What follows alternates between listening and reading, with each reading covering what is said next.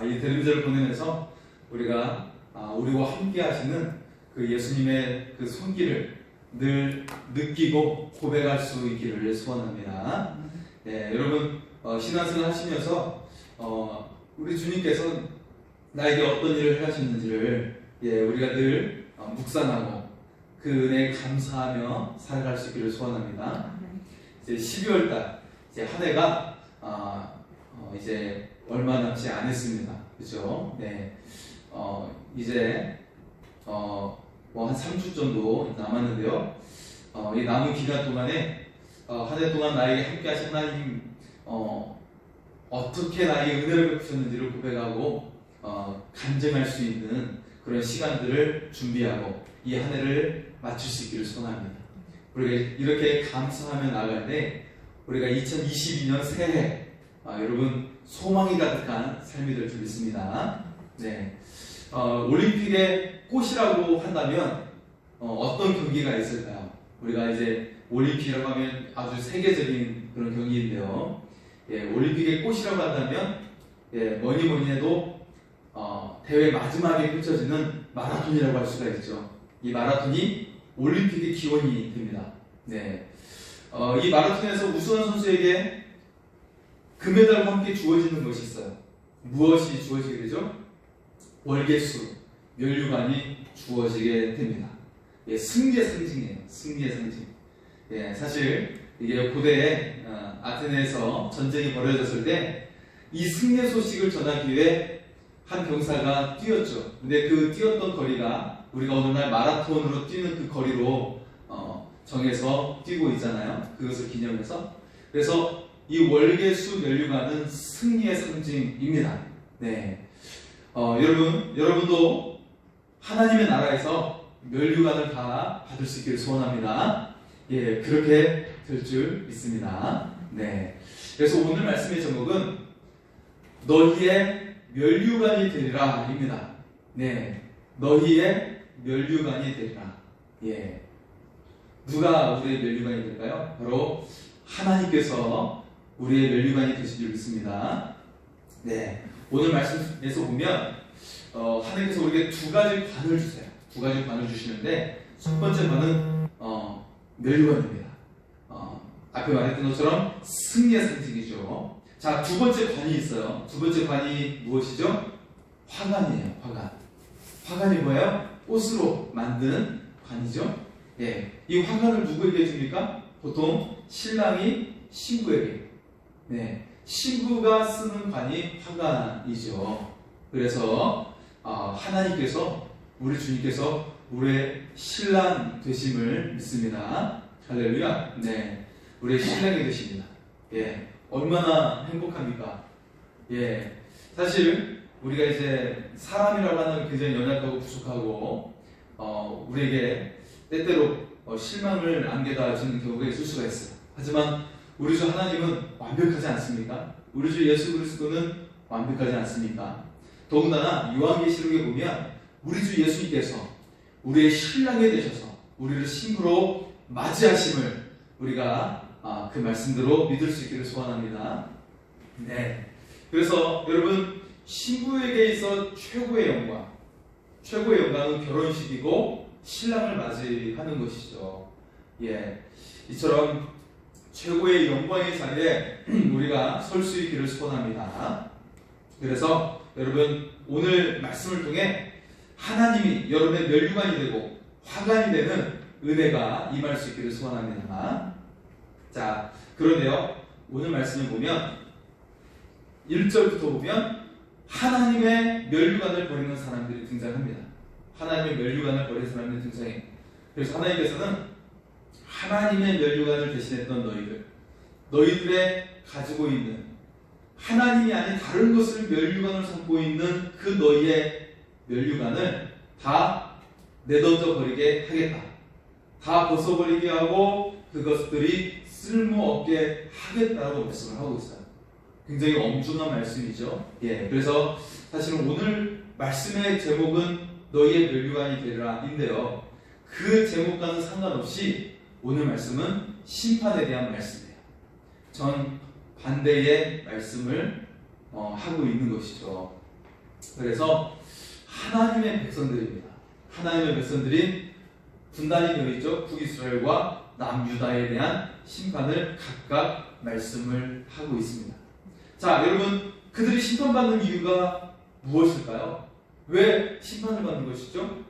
여러분, 어릴 적에 부모님께 혼나는 이유가 어떤 것들이 있었나요? 거짓말해서, 남의 것을 훔쳐서, 시험을 잘못 치러서, 준비물을 놓고 와가지고, 벌을 받아서, 장독대를 깨뜨려서, 무엇이 있나요? 저는 어린 시절에 큰 집에 가서, 겨울이었어요. 오늘 같은 그런, 요즘 같은 아주 추운 겨울이었는데, 아마 오늘보다 훨씬 더 추운 겨울이었는데, 큰 집에 있는 큰 다라이 같은 게 있었는데, 그걸 제가 부셔먹은 적이 있어요. 겨울에. 가지고 혼난 적이 있습니다. 그래서 어린 시절에서는 굉장히 장난을 잘 치는 그런 성향을 가지고 있어가지고, 사실 그런 혼났던 경험들이 좀 있습니다. 자, 어쨌든, 여러분, 하나님께 왜 혼나게 될까? 왜 우리가 하나님께 혼나게 될까? 가장 첫 번째 이유는 교만하기 때문입니다. 가장 큰 이유가 교만입니다. 이 교만이요, 우리의 모든 죄의 뿌리가 되고 있어요. 우리의 모든 죄의 뿌리가 됩니다. 이 교만 때문에 나는 하나님 없이 살 수 있다고 말하고 있고, 하나님께서 왜 내 기도를 들어주지 않습니까? 라고 그렇게 항변하기도 하고, 우리의 교만 때문에 우리가 욕심에 빠지고 탐욕에 빠지고 그렇게 하나님 없이 살 수 있는 것처럼 내 욕심을 따라 사는 경우가 있어요. 그런데 이 욕심이 더 깊어지면 도둑질을 하게 되고 살인까지 하게 되는, 그래서 중범죄의 죄악까지도 흘러가게 됩니다. 그래서 모든 죄의 뿌리가 교만이죠. 사실 선악과도 교만에서부터 나왔어요.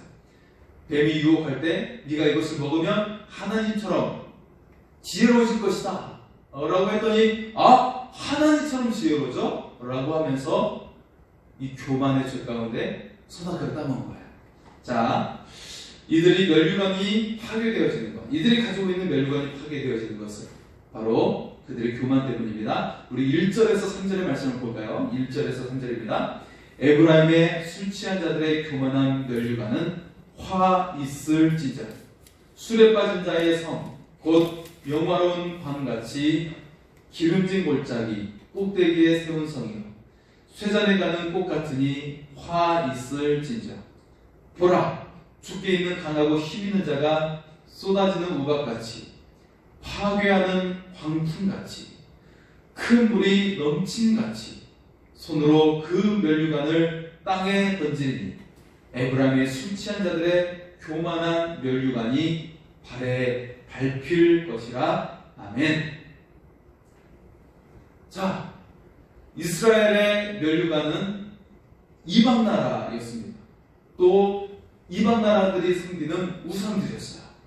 그것들이 그들의 우상이 되었습니다. 그래서 그들과의 어떤 관계를 잘 맺고, 다시 말해서 국제관계를 잘 맺고 무역 활동을 왕성하게 하면서 굉장히 교만해졌어요.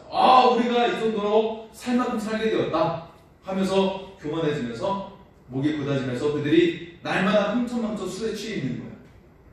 우리가 교류를 잘하고 국제교류를 잘해가지고 또 무역을 잘해가지고 우리가 이렇게 살게 됐다 하면서 그들이 흥청망청하면서 술에 취해 있는 거예요.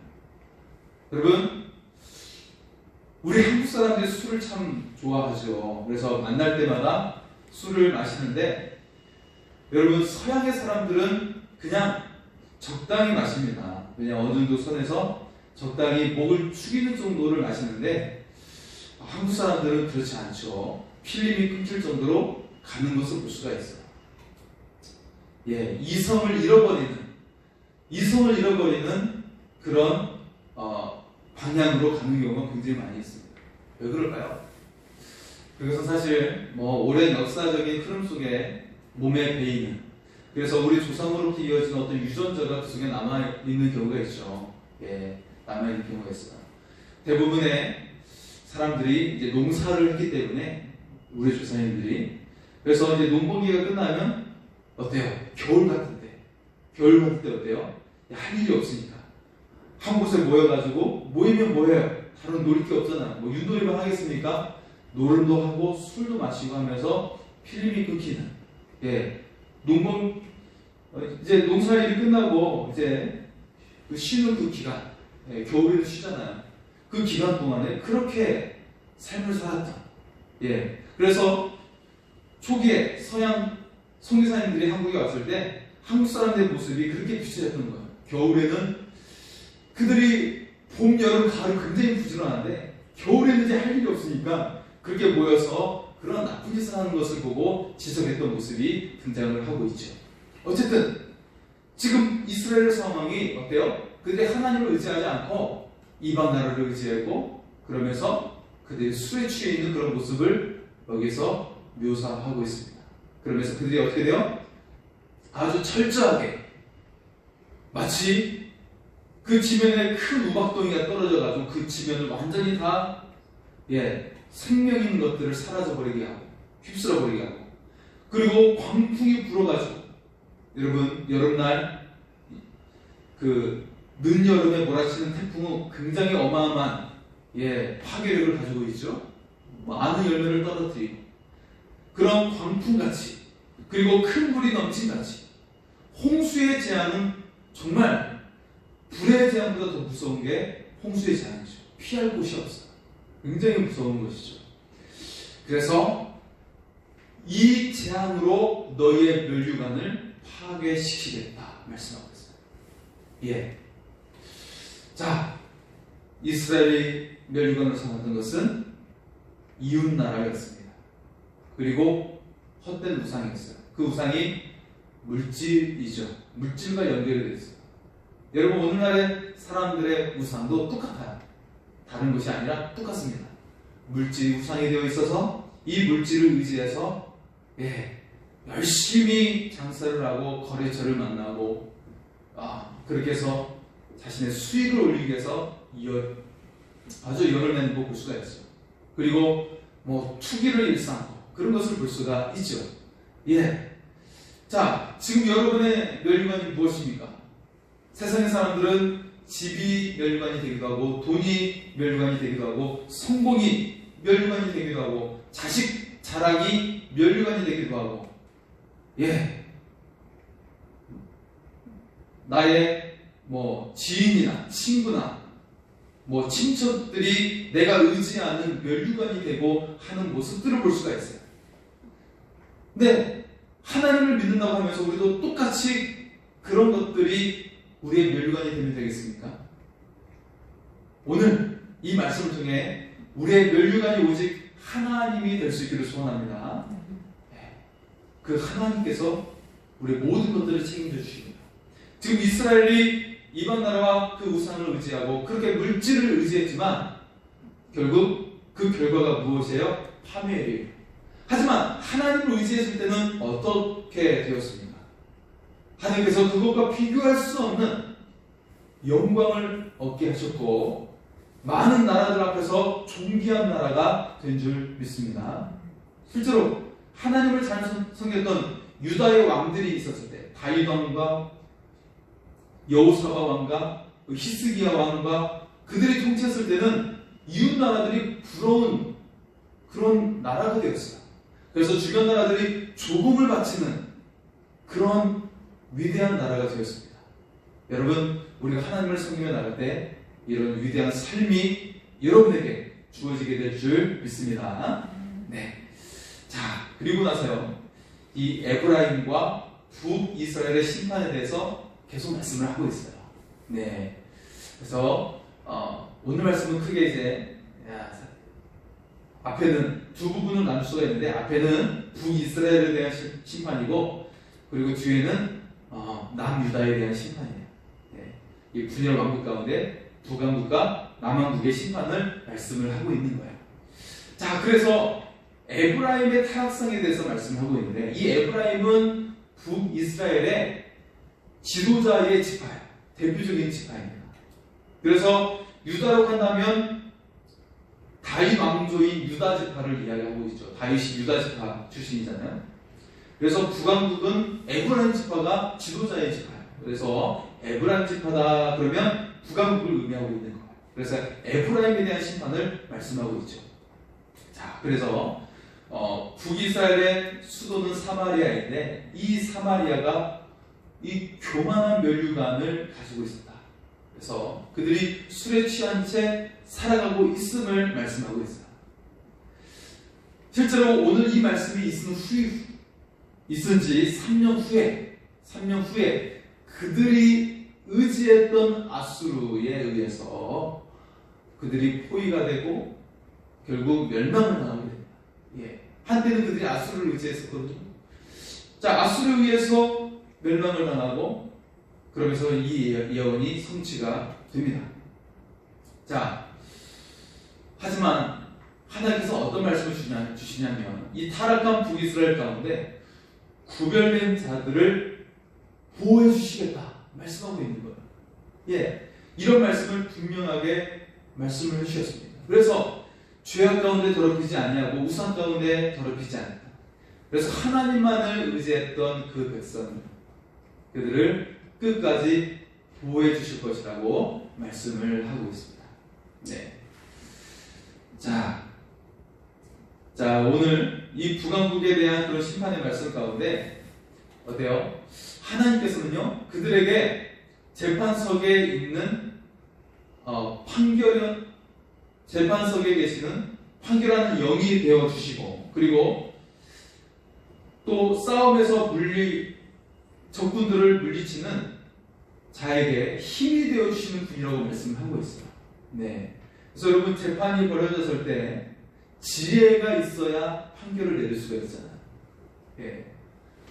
어떤 사람의 말처럼 누군가 이런 얘기를 하더라고요. 내가 의사가 되지 않는 이유는 그 사람의 생명을 해칠까봐 두려움이 있고 또 내가 재판관이 되지 않는 이유는 그 사람의 인생을 망치게 될까봐 두려움이 있다. 그런 말을 하고 있는데 마찬가지예요. 하나님께서는 재판자에게 그러니까 판결하는 자에게 지혜자가 되시고 지혜를 주시고 그리고 싸움하는 자에게 힘이 되신다고 말씀하고 있어요. 그런데 이들이 그 하나님을 버리고 어떻게 했다고 말씀하고 있습니까? 7절과 8절이에요. 7절과 8절입니다. 7절과 8절을 읽어드리겠습니다. 그리하여 이들은 포도주로 말미암아 옆걸음치며 독주로 말미암아 비틀거리며 제사장과 선지자도 독주로 말미암아 옆걸음치며 포도주에 빠진 독주로 말미암아 비틀거리며 환상을 잘못 들며 재판할 때에 실수하나니 라고 말씀을 하고 있습니다. 포도주, 독주 계속 반복되고 있어요. 이게 3번 반복되고 있죠. 그리고 계속 그들이 비틀거린다고 말씀을 하고 있어요. 여러분 굉장히 가슴 아픈 것이 무엇이냐면 지금 한국 땅의 모습이 어때요? 예, 회사가 끝나면 회식 자리 이후에 2차, 3차까지 진행되는 모습들. 예, 그런 모습들. 위드 코로나라고 하니까 그런 모습들이 발견되어집니다. 그런 상황 속에 놓여 있으면서 수많은 확진자가 굉장히 증폭되게 되겠죠. 이것이 그냥 퍼지는 것이 아니라, 예, 식사 자리와 그런 술자리에서 아주 굉장히 많이 퍼지는 거예요. 여러분, 교회는요, 교회에서 퍼지는 거는 정말 극히 그것에 비하면 일부분입니다.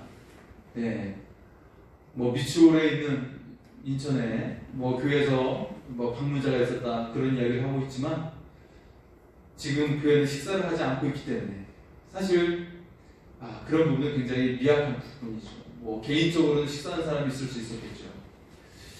어쨌든 지금 술 취한 사회 그런 모습들 하나님께서 지혜를 주시고 그들에게 싸울 때에 힘을 주시는데 여러분 때때로 우리의 인생이 어떤 때는 싸움으로 비치지 않습니까? 그런 인생에서 많은 영적인 싸움이 있고 그런 어둠의 세력들과의 싸움이 있는데 하나님은 그 가운데 우리에게 힘 주시는데 어때요? 사람들은 계속 이렇게 비틀거리면서 지내고 있어요. 예. 여러분 지도자가요 식사 때마다 반주를 하면서 하는 게 참 되겠습니다. 여러분, 우리가 거룩성을 회복할 수 있기를 소원합니다. 우리가 정말 이 땅에 차기 지도자에 대해서 기도를 할 때, 뭐 대통령이든 국회의원이든 마찬가지로 이 사회가 그 음주 문화 속에 되어 있는 것이 아니라 정말 거룩성을 회복할 수 있는 이 사회가 될 수 있기를 소원합니다. 네. 자, 그래서 하나님을 경외하는 이 나라가 될 수 있기를 원하며, 하나님이 없는 자는 백성을 두려워하지 않아요. 그러면서 자기 마음껏, 그리고 자기 마음껏 그 권력을 휘두르고 기득권 세력에 옹호하면서 서민들을 생각하지 않습니다. 말로는 굉장히 그들에게 포장된 말을 하겠지만 결코 서민들을 생각하지 않아요.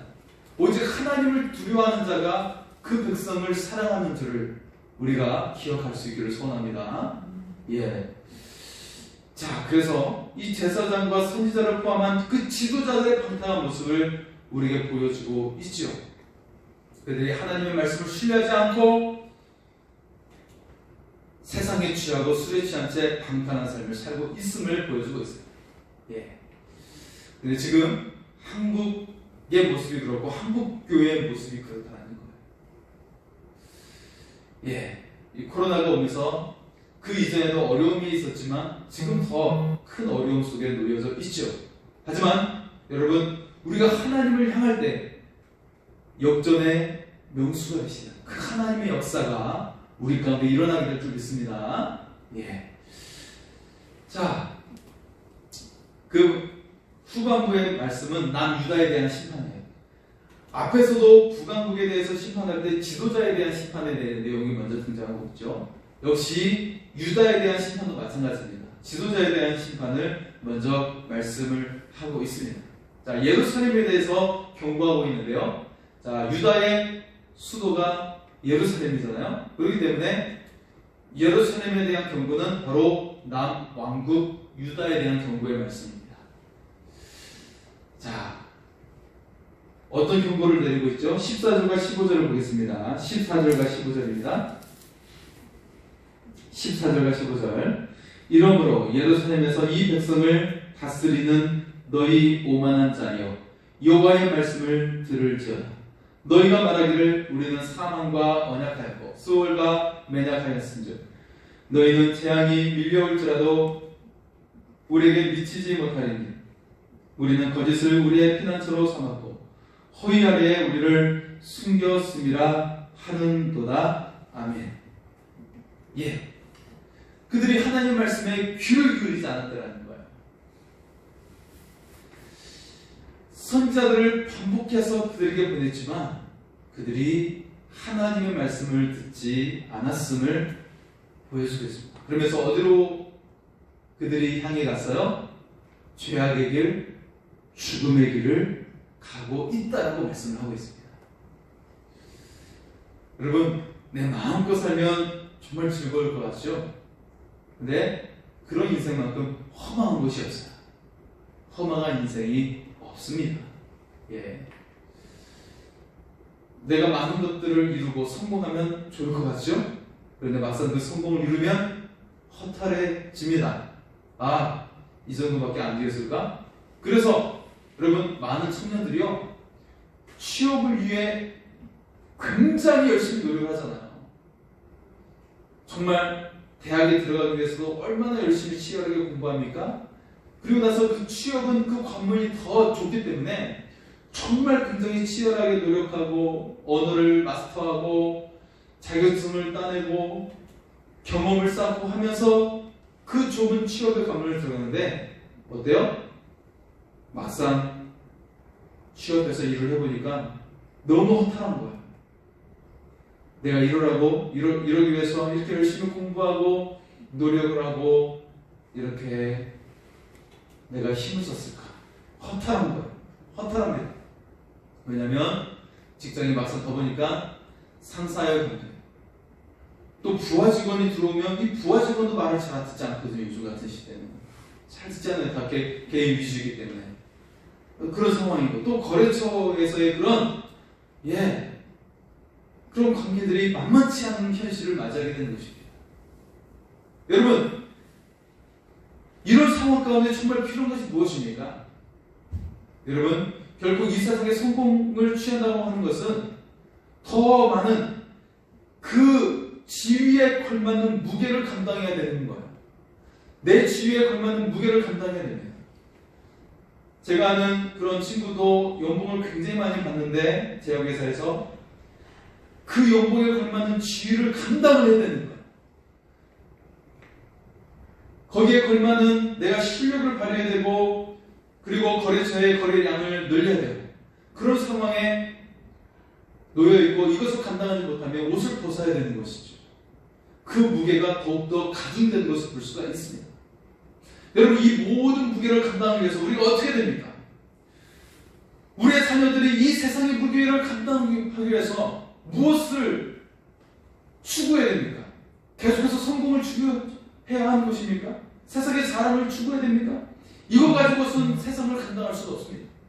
오직 하나님이 그 안에 계실 때 그 속에서 사람의 능력이 아니라 하나님의 능력이 역사해서 이 모든 것을 감당하게 될 줄 믿습니다. 예.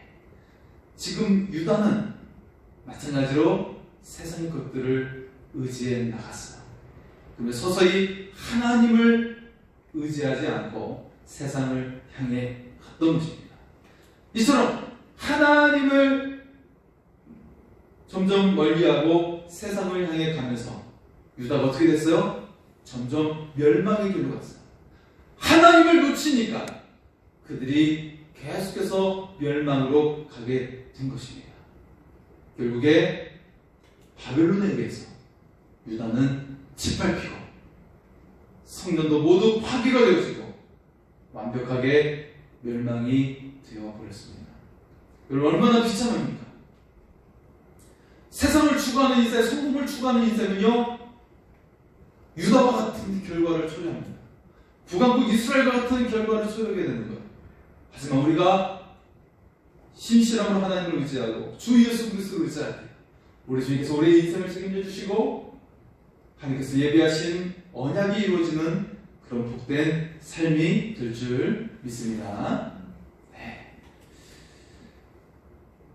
여러분, 그래서 하나님께서 이처럼 죄악의 길을 가고 있는 이스라엘과 유다에 대해서 이처럼 너희가 추구하는 그 멸류관, 세상의 성공, 세상의 자랑, 세상의 물질, 이걸 추구하고 있었는데 그 멸류관, 그래서 너희의 그 결과가 어떻게 될지를 우리에게 말씀을 하고 있어요. 21절의 말씀을 보겠습니다. 21절입니다.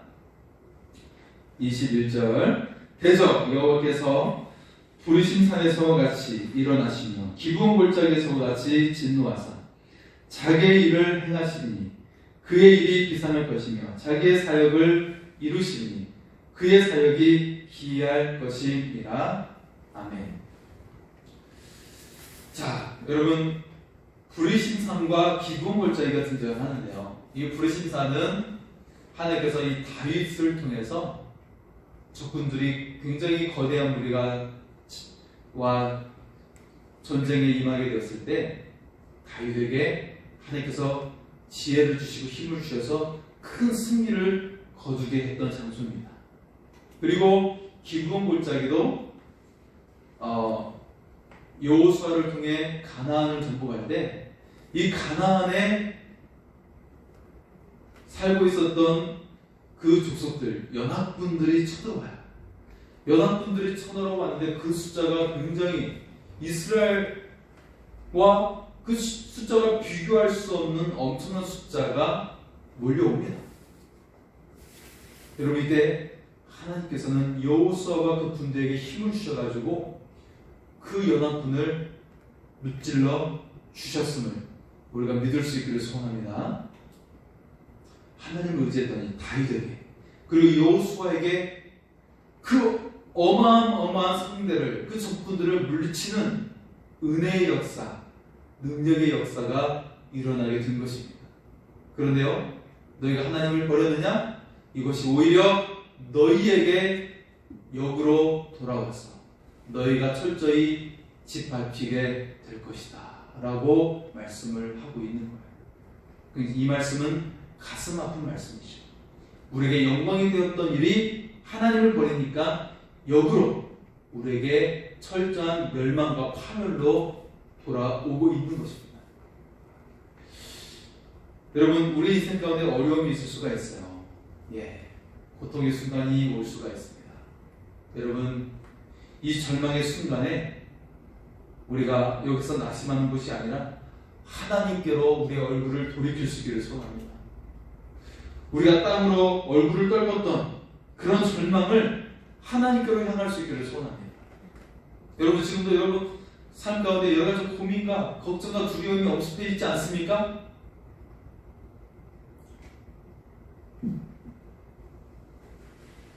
매달 지출들을 어떻게 감당을 하고, 그리고 이 경제적인 그런 문제들, 많은 고민에 쌓여있는 많은 가정들이 있을 거예요. 그리고 자녀에 대한 그런 염려와 걱정이 끝없을 겁니다. 그 자녀가 지금 학업을 하고 있든, 취업을 앞두고 있든, 지금 직장생활을 하고 있든, 여러분 자녀들에 대한 염려와 근심과 걱정은 끝없을 거예요. 하지만 우리 주님께서 우리에게 말씀하고 있어요. 내일 일을 위하여 염려하지 말라. 내일 일은 내일 염려할 것이요 한날 괴로움은 그날의 죽음이라. 너희는 먼저 그의 나라와 그의 의를 구하라. 그러면 이 모든 것을 너희에게 더하여 주시리라. 할렐루야. 먼저 여러분의 자녀들에게 하나님의 나라를 구하게 하십시오. 그러면 지금의 눈앞에 보이는 어려움이 전혀 어려움이 되지 않습니다.